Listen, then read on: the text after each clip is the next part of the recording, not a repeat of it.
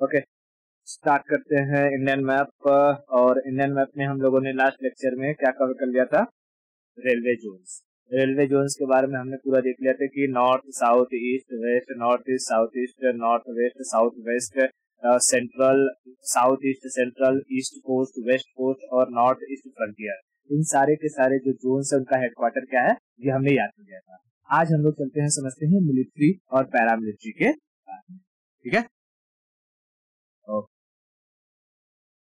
ठीक है। जैसे हम बात करते हैं मिलिट्री की, ठीक है, तो पहले कंसेप्ट समझाता हूं मिलिट्री और पैरामिलिट्री में क्या फर्क है।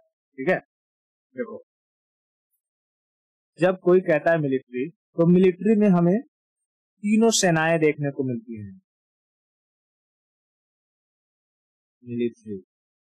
मिलिट्री मतलब हमारी आर्मी, हमारी नेवी और हमारी एयरफोर्स। इन तीनों को जब मिला दिया जाता है तो क्या कहलाता है? मिलिट्री। ठीक है, मिलिट्री। तो यहां दिखाई दे रहा है, यह है हमारी आर्मी, यह हमारी नेवी, यह हमारी एयरफोर्स। इन तीनों को मिला करके क्या कहेंगे? मिलिट्री। मिलिट्री का काम होता है वॉरफेयर में जो है दूसरे देश के दुश्मन के साथ लड़ाई करना, यानी वॉर करना। मिलिट्री का काम क्या होता है? वॉर के लिए इन्हें तैयार किया जाता है। इनकी ट्रेनिंग वॉर के अकॉर्डिंग दी जाती है कि दूसरे देश के साथ, अगर जैसे यहाँ हम भारत है तो भारत के दो दुश्मन कौन कौन से? एक पाकिस्तान और एक चाइना। इन दोनों के साथ अगर लड़ाई करनी है तो कभी हाई बैटलफील्ड हो सकता है, कभी रेगिस्तान वाला एरिया हो सकता है, कभी इधर पहाड़ी वाला एरिया हो सकता है। तो अलग अलग जगह पर लड़ने के लिए सैनिकों को अलग अलग तरीके से प्रिपेयर किया जाता है, समझा? और अगर कहीं नेवी में लड़ाई करनी रही तो हमारी नेवी जाएगी, और अगर एयरफोर्स के जरिए दोनों ओर से लड़ाई हुई तो हमारी एयरफोर्स काम आएगी। क्लियर? ओके। लेकिन वहीं अगर हम बात करते हैं पैरामिलिट्री की, पैरामिलिट्री को कहते हैं अर्ध सैनिक बल। ठीक है, अर्ध सैनिक, पैरा मिलिट्री, इन्हें क्या कहते हैं? अर्ध सैनिक, अर्ध सैनिक। ठीक है, अर्ध सैनिक, आधा सैनिक। यानी इनको ना इस तरीके से तैयार किया जाता है कि इन्हें सिक्योरिटी देखनी है, लड़ाई नहीं करनी है। ठीक है, तो पैरामिलिट्री के बारे में देखो, इनकी जो प्रिपरेशन होती है, इन्हें जो तैयार किया जाता है वो लड़ाई करने के हिसाब से नहीं, ये सिक्योरिटी प्रोवाइड करने के हिसाब से इन्हें तैयारी दी जाती है। ठीक है, तो अगर मैं पैरामिलिट्री की बात करूं तो अभी समझाऊंगा कहां कहां पर इनको डिप्लॉय किया जाता है। पहली चीज याद रखना, वॉरफेयर नहीं, सिक्योरिटी। सिक्योरिटी, किसी दूसरे देश के साथ लड़ाई करनी है तो उसमें कौन इन्वॉल्व होगा? मिलिट्री। ठीक है, मिलिट्री में तीनों आ जाएंगे, आर्मी नेवी एयरफोर्स। लेकिन हमें अपने बॉर्डर की सुरक्षा करनी है, दूसरे देश से घुसपैठिए ना आ जाए, या अपने अंदर ही देश के अंदर कहीं नक्सलाइट खड़ा ना हो जाए, देश के अंदर विद्रोह हो रहा है तो उसको दबाना रहेगा। ठीक है, या कोई बहुत बड़ा प्रोटेस्ट चल रहा है तो उसको कंट्रोल करना रहेगा। तो उन सब की जिम्मेदारी किसकी रहती है? पैरामिलिट्री की।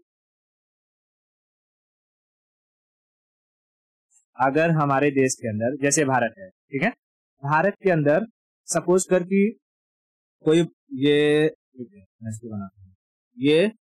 बांग्लादेश और इंडिया का बॉर्डर है। ठीक है, अब अगर यहाँ हमें देखना है कि कोई बांग्लादेश से कोई टेररिस्ट तो नहीं आ रहा है, इधर के जरिए म्यांमार से होते हुए बांग्लादेश, और बांग्लादेश के अंदर घुस करके भारत में तो नहीं एंट्री मार रहा है, या पाकिस्तान से होकर के राजस्थान के अंदर घुस करके अंदर भारत में कोई टेररिस्ट तो नहीं घुसने वाला है, या इस कोस्ट के जरिए कोई टेररिस्ट तो नहीं घुस रहा है, या अंदर ही जैसे सुकमा जगदलपुर वाला एरिया, कहीं यहाँ पर नक्सलाइट दुर्घटनाएं हो रही हैं तो उसको कंट्रोल करने के लिए पैरामिलिट्री का यूज किया जाएगा। भारत के अंदर ही अगर कोई इंडस्ट्रियल एरिया है तो वहां पर सिक्योरिटी प्रोवाइड करने के लिए पैरामिलिट्री फोर्स का इस्तेमाल किया जाएगा। भारत के अंदर ही अगर कोई बड़ा प्रोटेस्ट चल रहा हो और उसे अगर दबाना रहे तो पैरामिलिट्री फोर्स को बुलाया जाएगा। समझ रहे क्या? तो क्या ये सब चीजों के लिए हमारी मिलिट्री इसमें इन्वॉल्व होगी? नहीं, वो कौन इन्वॉल्व होगी? पैरामिलिट्री। और पैरामिलिट्री के कई फॉर्म होते हैं, जैसे मिलिट्री के 3 फॉर्म कौन कौन से? Army, navy, air force. ठीक है, वैसे ही पैरामिलिट्री के कई फॉर्म होते हैं। जैसे उसमें से पहला आता है एक आसाम राइफल,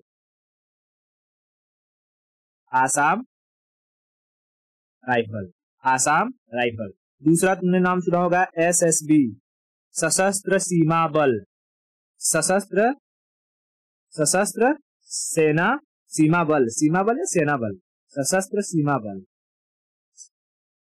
सशस्त्र सेना बल, सशस्त्र सेना बल, ठीक है, सशस्त्र सेना बल, सशस्त्र सेना, सेना में सीमा रहेगा यार, ये सीमा रहेगा, सशस्त्र सीमा बल। मैं दिखाता हूँ, ठीक है, एसबी पैरामिलिट्री, पैरामिलिट्री, ठीक है, सशस्त्र सीमा बल है, ठीक है, सेना नहीं, सीमा, क्लियर हुआ? तो सशस्त्र सीमा बल, एसएसबी का फुल फॉर्म क्या है? सशस्त्र सीमा बल, सशस्त्र सीमा बल।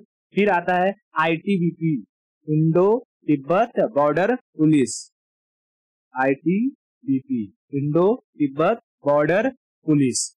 फिर आते हैं BSF, Border Security Force, Border Security Force. फिर तुमने नाम सुना होगा CRPF, CRPF, Central Reserve Police Force, Central Reserve Police Force. फिर तुमने सुना होगा CISF, Central Industrial Security Force, Central Industrial Security Force. फिर आते हैं Indian Coast Guard, ICG, ICG, ICG. इतना क्लियर है? ओके, ठीक है। तो पैरामिलिट्री के अंदर कौन कौन से आ जाएंगे? Assam Rifle, SSB, ITBP, BSF, CRPF, CISF, ICG, Indian Coast Guard, Indian Coast Guard. क्या ये सारे लोग दूसरे देश के साथ लड़ाई करने के लिए जाते हैं? नहीं, ये हमारे भारत की ही सुरक्षा करते हैं, बॉर्डर की। को कुछ लोग बॉर्डर की सुरक्षा करेंगे, कुछ लोग भारत के अंदर सुरक्षा करेंगे, कुछ लोग कोस्ट की सुरक्षा करेंगे। समझ में आया क्या? ठीक है, तो आप समझते हैं कि किसको कहाँ डिप्लॉय किया जाता है। ठीक है, ये हमारा भारत है, हमारा प्यारा भारत। और भारत पर अगर हम बात करें, अच्छा मैं दिखा देता हूँ एक बार।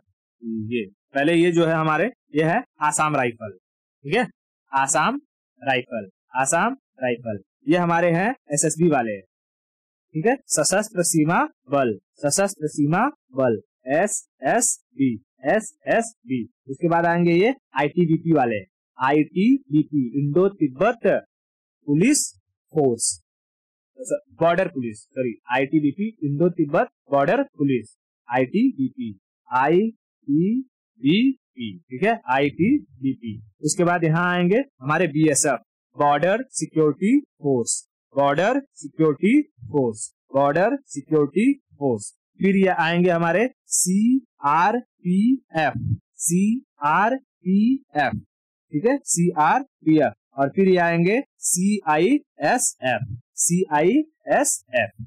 समझ में?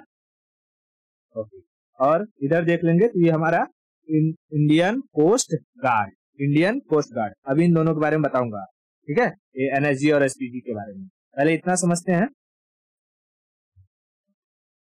अब देखो, ये जो इतने पैरामिलिट्री फोर्सेस हैं, इनको कहाँ कहाँ डिप्लॉय किया जाता है। तो अगर हम आसाम राइफल की बात करें तो म्यांमार और भारत के जो बॉर्डर है, यहाँ पर कौन ड्यूटी करता है? आसाम राइफल, आसाम राइफल, ठीक है, Assam rifle, Assam rifle. Myanmar और भारत के बॉर्डर पर कौन ड्यूटी करता है? आसाम राइफल। यानी कहेगा कि म्यांमार और भारत के बॉर्डर की सुरक्षा की जिम्मेदारी किसके पास होती है? Assam rifle, Assam rifle. इतना क्लियर है? अब देखो, दूसरा कलर ले लेता हूं। ये है भारत और नेपाल का बॉर्डर। भारत और नेपाल के बॉर्डर पर जाते हैं एसएसबी, सशस्त्र सीमा बल, सशस्त्र सीमा बल, सशस्त्र सीमा बल, ठीक है, सशस्त्र सीमा बल। और जहां जहां है चाइनामा, ठीक है, चाइना जहां जहां है वहां वहां आएगा ITBP, Indo Tibet Border police, Indo Tibet Border police, Indo Tibet Border police, ठीक है, इंडो तिब्बत बॉर्डर पुलिस, समझ में आया?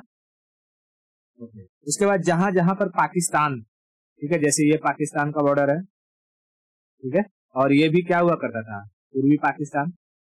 जहां जहां पर पाकिस्तान का बॉर्डर है वहां पर है BSF, BSF, border Security Force, Border Security Force, Border Security force, समझ में आया? ओके। अब अगर हमारे देश के अंदर, ठीक है, देश के अंदर कहीं पर नक्सल वाला एरिया है, जैसे सुकमा, जगदलपुर, ये कांकेर वाला एरिया नक्सलाइट है, ठीक है, तो यहाँ पर काम करते हैं CRPF, CRPF, भारत की इंटरनल सिक्योरिटी की जिम्मेदारी CRPF।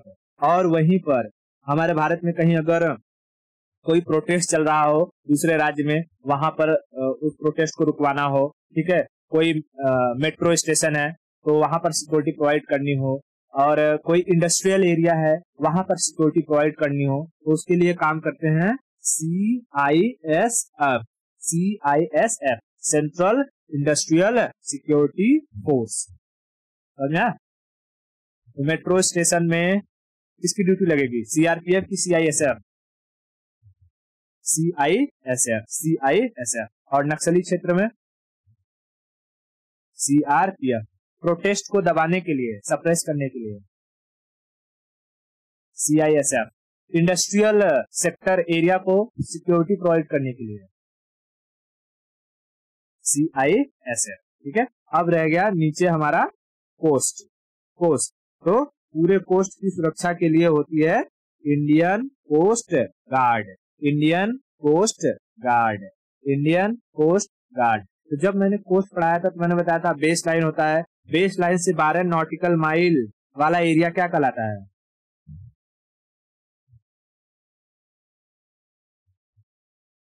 बेस लाइन से 12 नॉटिकल माइल वाला एरिया क्या कहलाता है? अच्छा, 24 नॉटिकल माइल वाला एरिया, 200 माइल वाला एरिया, अच्छा, एक्सक्लूसिव इकोनॉमिक जोन किसे कहते हैं? मैं तीन नाम लिखता हूं, जैसे कि एक मैं लिखूंगा मैरी टाइम बॉर्डर लाइन, दूसरा लिखूंगा एक्सक्लूसिव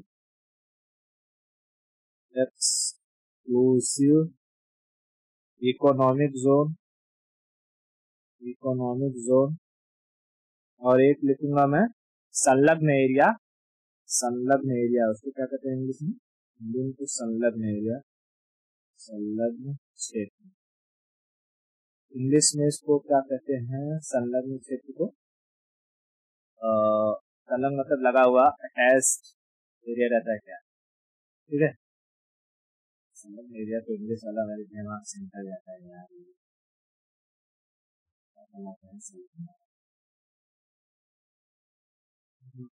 ठीक है, अभी संलग्न मतलब दिमाग में नहीं आ रहा है, लेकिन जो 12 नॉटिकल माइल होता है उसको हम कहते हैं मैरीटाइम बॉर्डर लाइन। और जब कल हम लोग सी पोर्ट के बारे में पढ़ रहे थे तो मैंने बताया था कि सी पोर्ट जैसे ही किसी दूसरे देश का जो जहाज होता है वो इस 12 नॉटिकल माइल के अंदर आता है, तो यहाँ पर हमारे जो गार्ड होते हैं वो उसको चला करके लाते हैं, न कि दूसरे देश वाले पायलट। तो यहाँ पर जो ICG वाले रहते हैं ना, ICG इंडियन कोस्ट गार्ड, वो लोग उसको हैंडल करते हैं, बात समझे? हाँ, इतना क्लियर हो गया। तो भारत में कौन कौन सी पैरामिलिट्री फोर्सेस कहाँ कहाँ डिप्लॉय होती है ये याद रहेगा, ठीक है, एक बार रिवीजन करते हैं। मैं यहाँ पूछ रहा हूँ, बताना। नेपाल बॉर्डर पर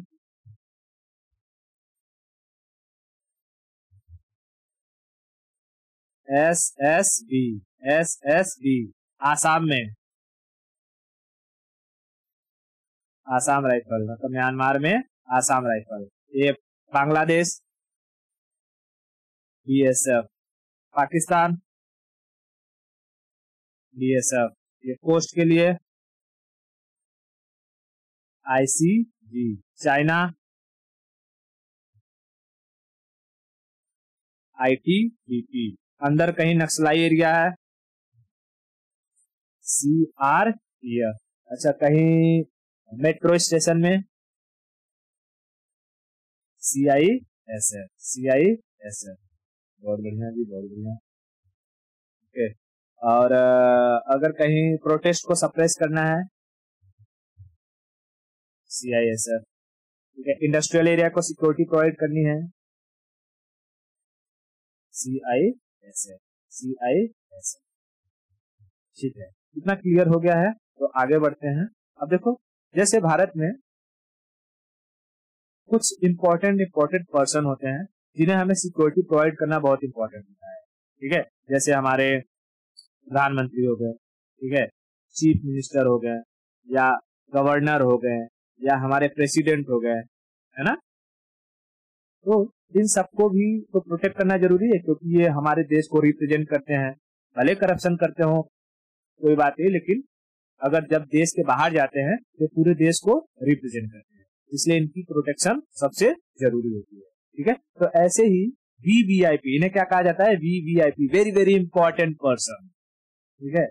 तो इनकी सुरक्षा के लिए दो ग्रुप को बनाया गया, एक को कहते हैं NSG, ठीक है, NSG, जिसे हम कहते हैं नेशनल सिक्योरिटी गार्ड। और NSG का रोल जब देश में कहीं बड़ा आतंकवादी घटना होती है ना, तब भी NSG को एक्टिवेट किया जाता है, ठीक है। जैसे कि यहाँ मुंबई अटैक हुआ था, 26/11 हमला ताज वाला, तो उसमें NSG को एक्टिवेट किया गया था पहली बार, ठीक है। लेकिन मोस्टली जो NSG होता है, NSG का काम क्या होता है, जो VVIP होते हैं, जैसे कि CM हो गए, गवर्नर हो गए, ठीक है, चीफ जस्टिस ऑफ इंडिया हो गए, अगर ये लोग कहीं जा रहे हैं तो इनको सुरक्षा देने का काम कौन करता है,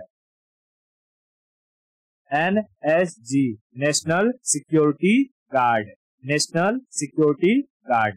लेकिन नेशनल सिक्योरिटी गार्ड से भी एक कदम ऊपर बढ़कर आता है ये SPG, SPG, SPG, SPG का फुल फॉर्म क्या होता है, तो special protection group, special protection group, special protection group. Special protection group mainly प्रधानमंत्री और प्रेसिडेंट, ठीक है, प्रधानमंत्री और प्रेसिडेंट की सुरक्षा के लिए किसको डिप्लॉय किया जाता है, SPG, ठीक है, SPG। देखो ये है NSG वाले, एकदम सबके दादा हैं, जो इतना भी आतंकवादी आते हैं उनको उड़ा देते हैं, ठीक है। और ये होते हैं SPG वाले। SPG का देखो कोई ऐसा पर्टिकुलर एग्जाम नहीं होता है, SPG में और NSG में अलग अलग एरिया से जो अपने टॉप के ऑफिसर्स होते हैं ना, उन्हें डिप्लॉय किया जाता है,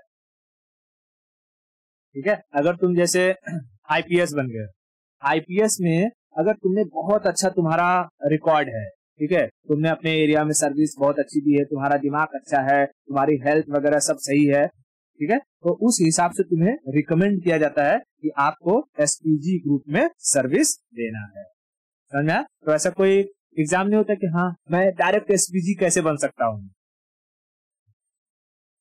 ठीक है, इतना क्लियर हुआ। SPG में ये जो लोग रहते हैं ना, ये काला चश्मा क्यों पहने रहते हैं, ये इसलिए ताकि सामने वाले को पता ना चले कि हम देख किधर रहे हैं। ये देख रहे होते हैं, जैसे मान लो कि ये देख इधर रहा है, लेकिन एक आंख से इधर भी देखते रहता है ये, ठीक है।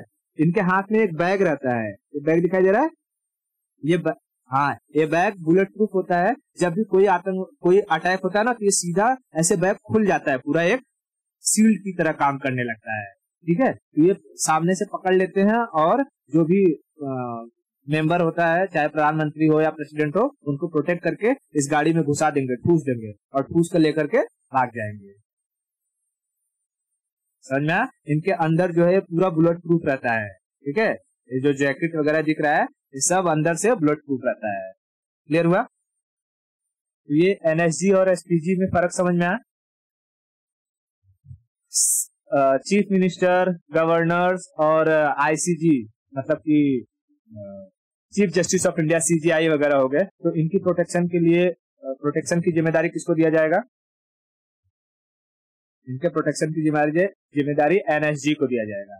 SPG मेनली प्राइम मिनिस्टर और प्रेसिडेंट के लिए होता है। ठीक है, एसपीजी किसके लिए? पीएम और प्रेसिडेंट। ठीक है, प्रेसिडेंट। और बाकी जो छोटे नेता हैं उन सबके लिए एनएसजी। समझ में आया? इतना क्लियर हो गया? अब हम लोग समझते हैं कि हमारे जो ये आर्मी, नेवी और एयरफोर्स, थोड़ा मिलिट्री के बारे में समझ लेते हैं कि जो आर्मी, नेवी, एयरफोर्स है, इनको पूरे भारत में ऑपरेट करने के लिए कहीं ना कहीं इनका हेडक्वार्टर, कमांड हेडक्वार्टर बनाना पड़ेगा, है ना? क्योंकि भारत इतना बड़ा है, एक जगह से तो पूरे आर्मी, नेवी, एयरफोर्स को तो कंट्रोल किया नहीं जा सकता है, बरोबर। मान लो कि अगर इस एरिया में कहीं कॉन्फ्लिक्ट चालू हो गया तो हम यहाँ पर बैठ करके यहाँ के एरिया को कंट्रोल तो नहीं कर पाएंगे ना।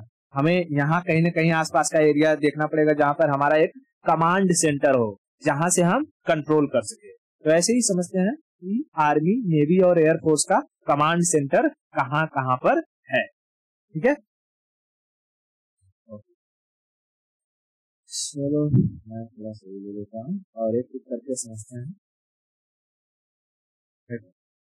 पहले हम बात करेंगे एयरफोर्स के बारे में, बात कर लेते हैं कि आर्मी के बारे में, आर्मी के बारे में बात कर लेते हैं। ठीक है, आर्मी के बारे में बात कर लेते हैं। आर्मी का कमांड हेडक्वार्टर, कमांड हेडक्वार्टर। ठीक है, तो देखो अगर हम बात करें, सेम चीजें होंगी कि north, north, south, east, west या सेंट्रल। हो सकता है ये 5 हो या इसमें से 3 हो या 4 ही हो। ठीक है, जरूरत के हिसाब से जहां जहां रहता है वहां कमांड को बनाया जाता है। तो देखो जब मिलिट्री की बात करेंगे तो मिलिट्री का अगर हम नॉर्दर्न कमांड की बात करें तो उधमपुर, उधमपुर, उधमपुर कहाँ है? जम्मू कश्मीर। यस, उधमपुर नीचे वाला सेक्शन इधर। मैंने जम्मू कश्मीर पढ़ाते टाइम भी बताया था, यहाँ पर क्या है? उधमपुर में आर्मी हेडक्वार्टर है, आर्मी का कमांड सेंटर। तो नॉर्दर्न आर्मी कमांड सेंटर कहाँ है? Udhampur. Northern army command centre Udhampur. तो नॉर्थ का हो गया, तो सदर्न होगा। तो साउथ का है पुणे, साउथ का है पुणे, साउथ का पुणे, साउथ का Pune. North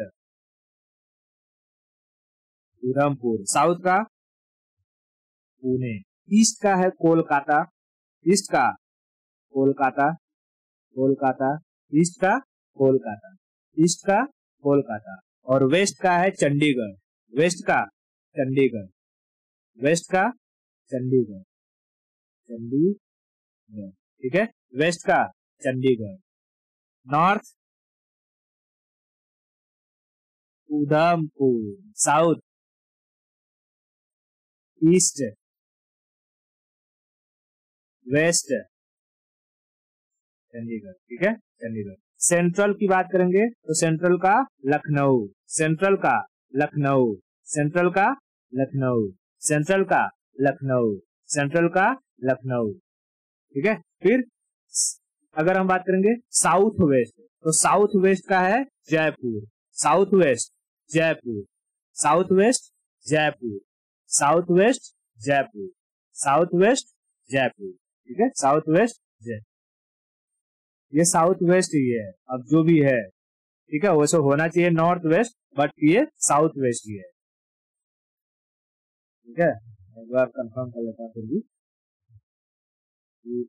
south west army command.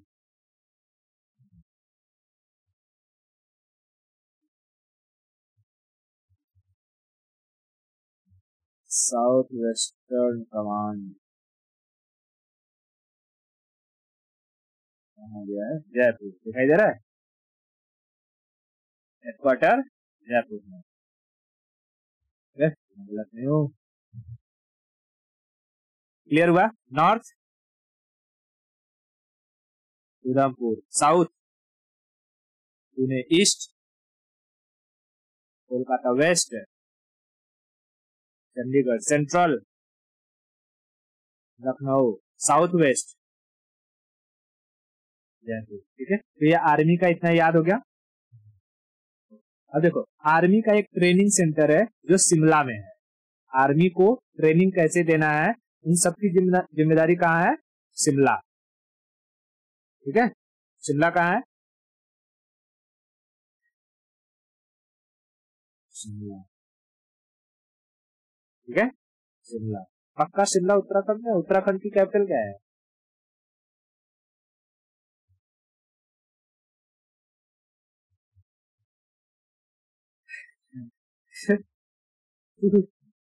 Indian map ही पढ़ रही है ना, पूरा स्टेट तो पढ़ा चुका हूँ,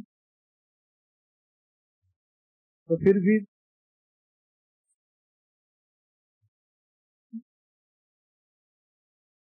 पूछ रहे मुझसे।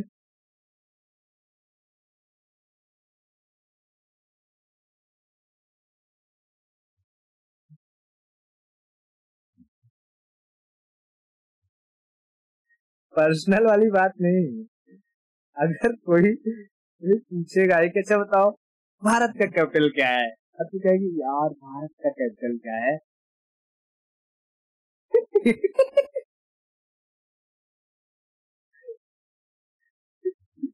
उत्तराखंड का, उत्तराखंड का कैपिटल क्या है? अच्छा, देहरादून है। तो शिमला कहाँ है?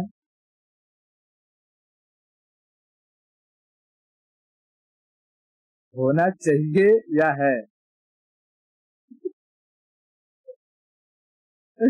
कुल्लू मनाली।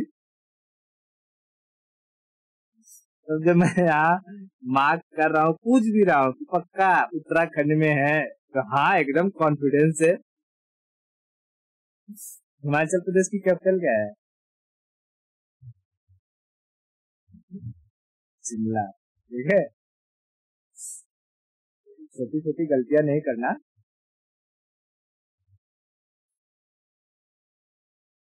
ठीक है, तो आर्मी का जो ट्रेनिंग सेंटर है वो कहाँ है? शिमला। किसकी कैपिटल में?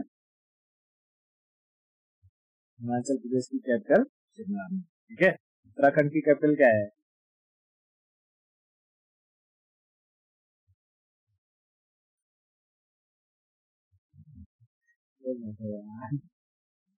देहरादून। कल तेरे लिए टास्क है, पूरे स्टेट की ना कैपिटल एकदम रटा होना चाहिए। ठीक है, कल मैं पूरा कैपिटल पूछूंगा। अब तू 7वीं 8वीं क्लास वाली हरकत कर रही है।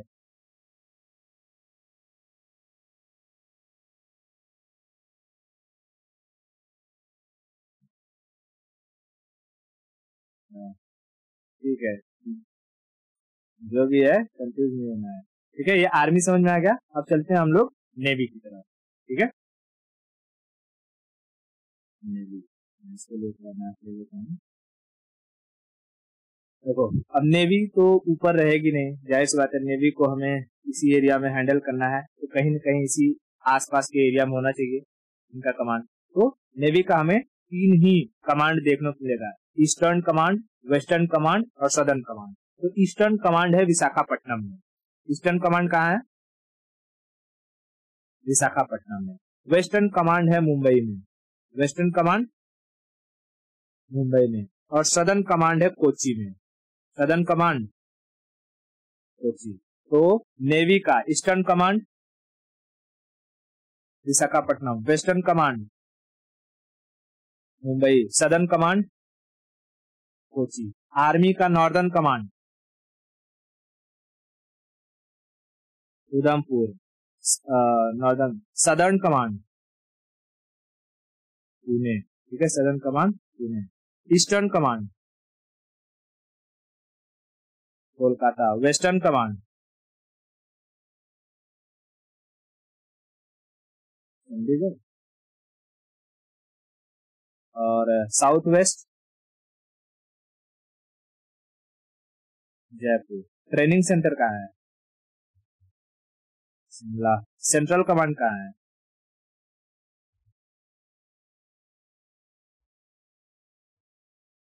Lucknow. Central command Lucknow. Navy का ईस्टर्न कमांड, नेवी का वेस्टर्न कमांड नेवी का सदर्न कमांड, ठीक है। तो ये आर्मी नेवी याद हो गया। आगे चलते हैं और हम लोग एयरफोर्स का कमांड। तो एयरफोर्स का आराम से याद करना, इसमें थोड़ा सा कंफ्यूजन हो जाता है, ठीक है। तो शुरू करते हैं पहले हम लोग सदर्न कमांड से, सदर्न नहीं नॉर्दर्न कमांड से स्टार्ट, ठीक है। अगर एयरफोर्स, इसमें ना एक चीज याद रखना, एयरफोर्स का नॉर्दर्न कमांड है ही नहीं, नॉर्दर्न कमांड, यही मैं बोल रहा था, ये कंफ्यूजन रहता है, इसमें नॉर्दर्न कमांड नहीं है। एयरफोर्स में हमें नॉर्दर्न कमांड देखने को नहीं मिलेगा, क्लियर।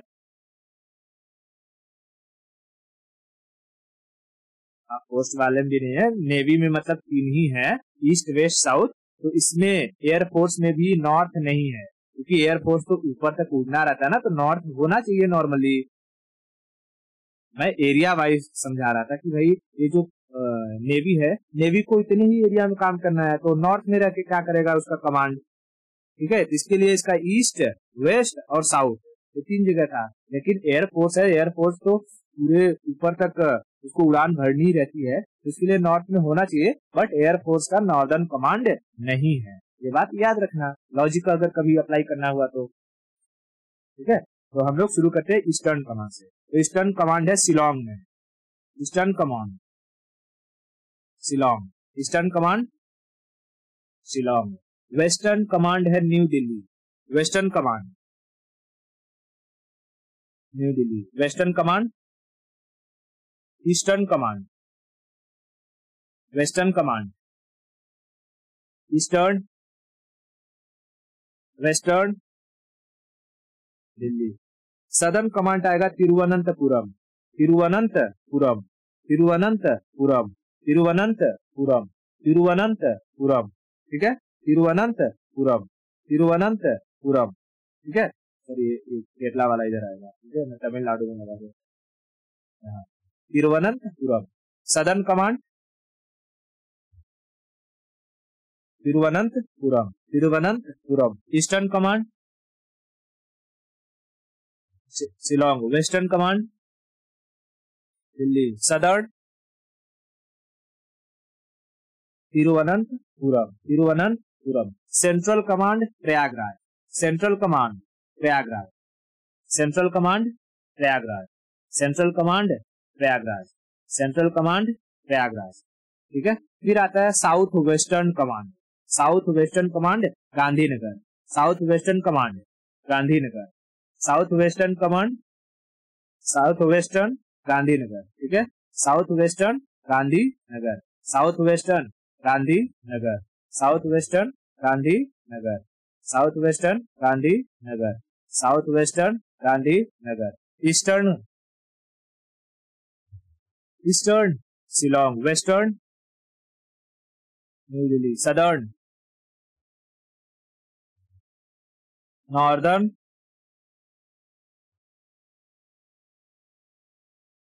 नहीं है, नॉर्दर्न, ठीक है, कट मारा उधर, नॉर्दर्न नहीं है। South west Gandhinagar, central Prayagraj, ठीक है। अब देखो जो एयरफोर्स है, एयरफोर्स के कुछ मेंटेनेंस हेडक्वार्टर है, ठीक है। जैसे मेंटेनेंस करने के लिए तो Nagpur, maintenance command Nagpur, maintenance command, maintenance command Nagpur, Nagpur. और वही कहेगा कि ट्रेनिंग कमांड, तो ट्रेनिंग कमांड है Bengaluru, training command Bengaluru, training command Bengaluru. Eastern command, western command Delhi, central Prayagraj, south west Gandhinagar, southern Thiruvananthapuram. Maintenance command Nagpur, training command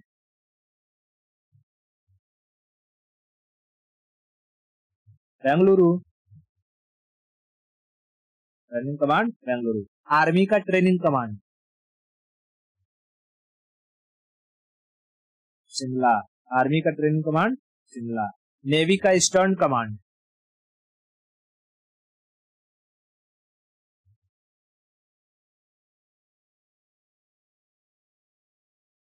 Visakhapatnam. Navy का western command, Mumbai. Southern command,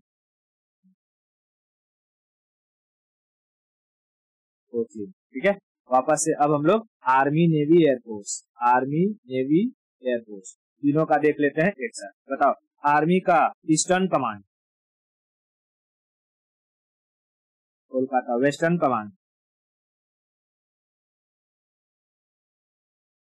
Pune. Northern command,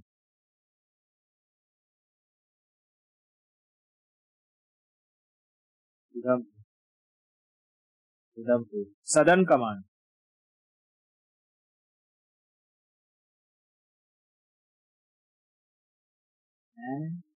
southern command है पुणे।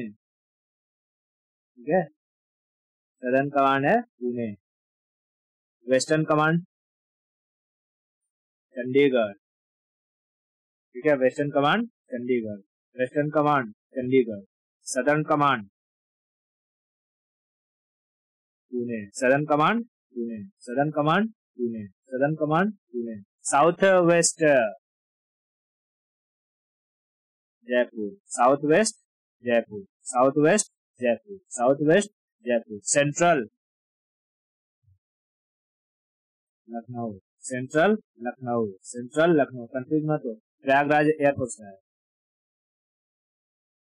ठीक है, central Lucknow, central Lucknow, central Lucknow. Eastern Kolkata, western Chandigarh. Northern Udhampur, southern Pune, southern west Jaipur. Army का training command Shimla, training command Shimla. Okay, अब आते हैं हम लोग नेवी पर। नेवी, नेवी का क्या कोई नॉर्दर्न कमांड है? नहीं। तो eastern command Visakhapatnam, western command Mumbai, southern command Kochi. ठीक है, इसके बाद आते हैं हम लोग एयरफोर्स पर। एयरफोर्स पर, एयरफोर्स का क्या नॉर्दर्न कमांड है? नहीं। तो एयरफोर्स का eastern command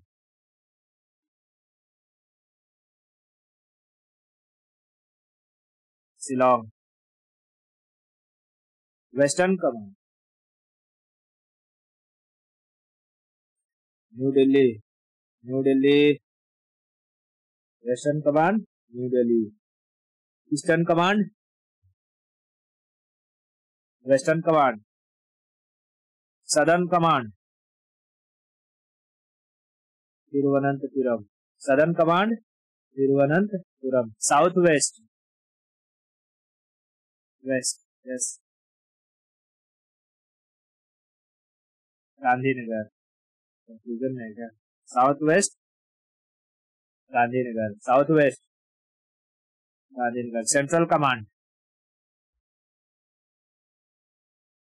Prayagraj, central command Prayagraj, central command Prayagraj. Army का ट्रेनिंग, अरे आर्मी बोलो, एयरफोर्स का ट्रेनिंग कमांड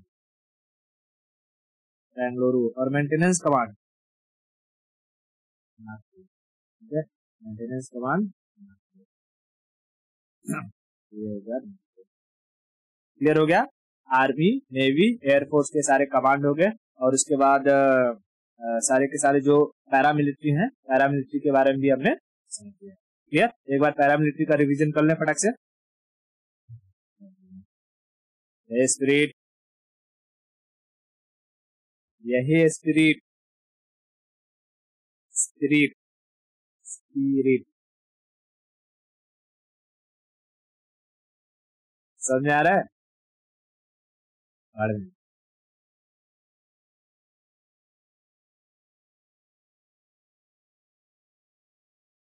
म्यांमार और इंडिया बॉर्डर पर किसे डिप्लॉय किया जाता है?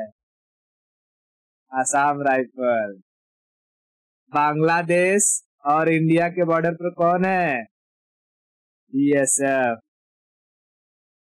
कोस्ट को कौन प्रोटेक्ट करता है? आईसीजी। पाकिस्तान के बॉर्डर पर कौन रहता है? बीएसएफ। चाइना से हमारी सुरक्षा कौन करता है? आईटीबीपी। नेपाल से हमारा प्रोटेक्शन कौन करता है? एसएसबी। कहीं अगर आतंकवादी घटना अंदर की साइड कहीं नक्सलाइट है तो वहां किसको डिप्लॉय किया जाएगा? सीआरपीएफ। और कहीं अगर इंडस्ट्रियल एरिया है, मेट्रो स्टेशन है, तो किसे डिप्लॉय किया जाएगा? सीआईएसएफ। प्रधानमंत्री मोदी को सुरक्षा देना है तो कौन जाएगा? एसपीजी। हमारे उद्धव ठाकरे अभी तो रहे नहीं, वो सीएम। अगर चीफ मिनिस्टर है उनको प्रोटेक्शन देना रहेगा तो कौन जाएगा? एनएसजी। ठीक है। प्रेसिडेंट को प्रोटेक्ट करने के लिए कौन जाएगा? एसपीजी। ठीक है, सब याद हो गया? बहुत बढ़िया। तो आज के लिए इतना रखते हैं और बाकी की स्टोरी हम नेक्स्ट लेक्चर में देखेंगे।